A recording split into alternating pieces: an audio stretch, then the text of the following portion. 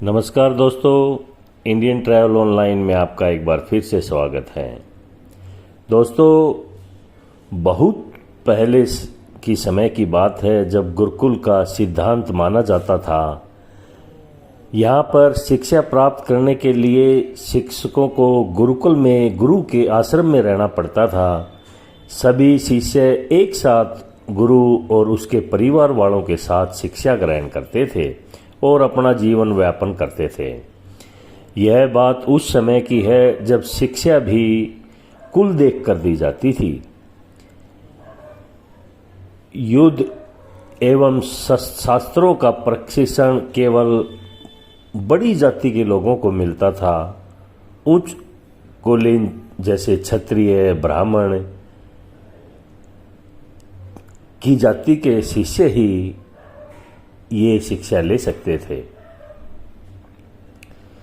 उसी समय एक बड़ा ही होनहार शिष्य का नाम विख्यात हुआ जिन्होंने बिना गुरु के उस शिक्षा को प्राप्त किया और ऐसी शिक्षा प्राप्त की कि सब ने कुछ फैल कर दिया। गुरु के सानिध्य में भी कोई प्राप्त नहीं कर सकता ऐसी शिक्षा प्राप्त की। वो प्रख्यात शिष्य था एकलव, जो अपनी कला से ज़्यादा अपने गुरु दक्षिणा के लिए जाना जाता है। दोस्तों, आज हम बात करेंगे उसी एकलव के बारे में।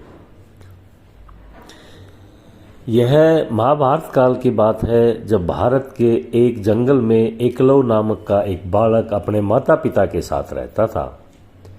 वह बच्चा बड़ा ही अनुशासित था और उनके माता पिता ने उसकी परिवरस बड़े अच्छे संस्कारों के साथ की थी।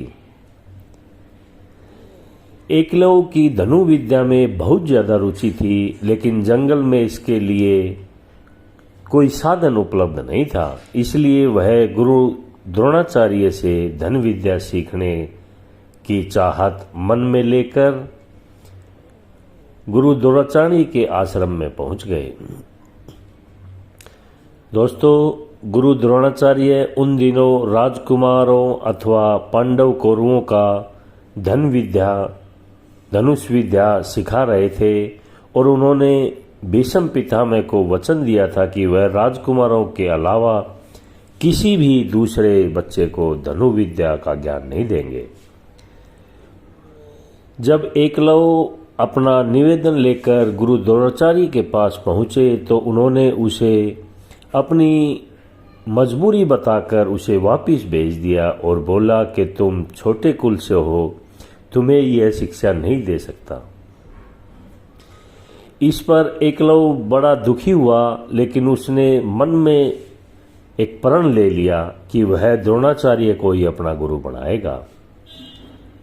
शारीरिक रूप से गुरु की अनुपस्थिति के चलते उन्होंने एक मिट्टी की मूर्ति बनाई जो सेम गुरु द्रोणाचार्य जैसी लगती थी और उसके सामने कमान चलाने का अभ्यास शुरू कर दिया।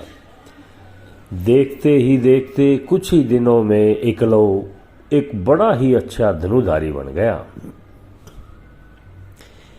एक दिन की बात है जब गुरु द्रोणाचार्य अपने शिष्यों के साथ धनु विद्या का अभ्यास करने जंगल में गए थे। उनके साथ एक कुत्ता भी था। उस समय एकलव भी जंगल में धनु विद्या का अभ्यास कर रहे थे। ऐसे में जब कुत्ते ने जंगल की एक ओर से आवाज आई तो उस ओर जाकर भौंकने लगा। एकलव की एकाग्रता भंग होने लगी। इस वजह से कुत्ते को चुप कराने के लिए एकलव ने उसके मुंह में कुछ इस प्रकार बाण चलाए कि उसका मुंह खुला का खुला रह गया और उसे कोई चोट भी नहीं आई। कुत्ता वापस द्रोणाचार्य की तरफ भागा और उनकी टीम के पास पहुंचा। जब उन्होंने कुत्ते को देखा तो अपनी आंखों पर विश्वास नहीं हुआ और उन्होंने सोचा कि इतना बड़ा धनुधारी जिसे धनुष बाण की ऐसी विद्या है। जब उन्होंने जाकर देखा तो उनके सामने हाथ में धनुष लिए एकलव खड़ा था। अपने गुरु को देखकर एकलव्य बड़ा खुश हो गया। उन्हें प्रणाम किया।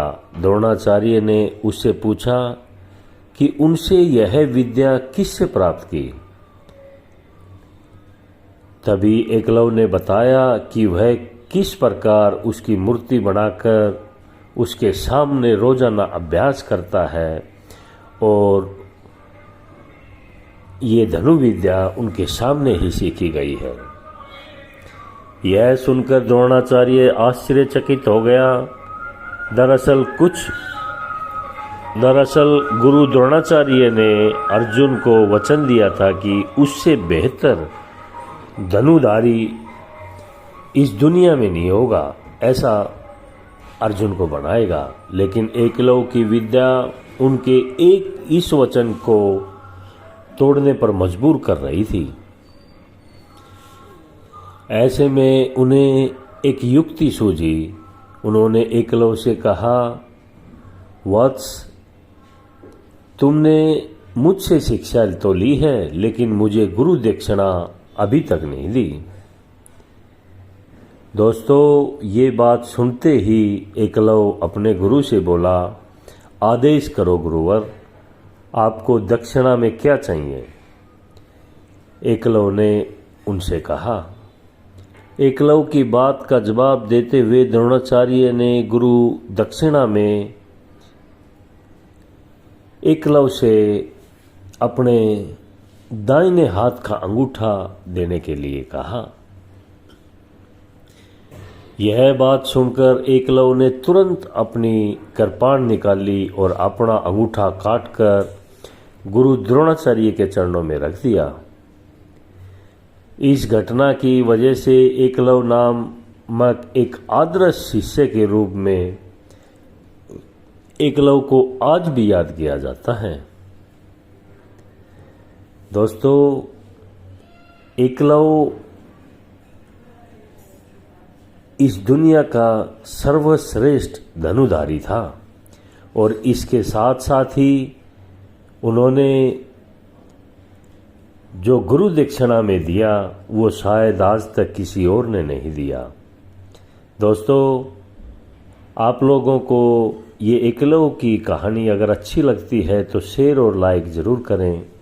आगे भी आप लोगों को ऐसी इन्फॉर्मेशन देते रहेंगे। नमस्कार।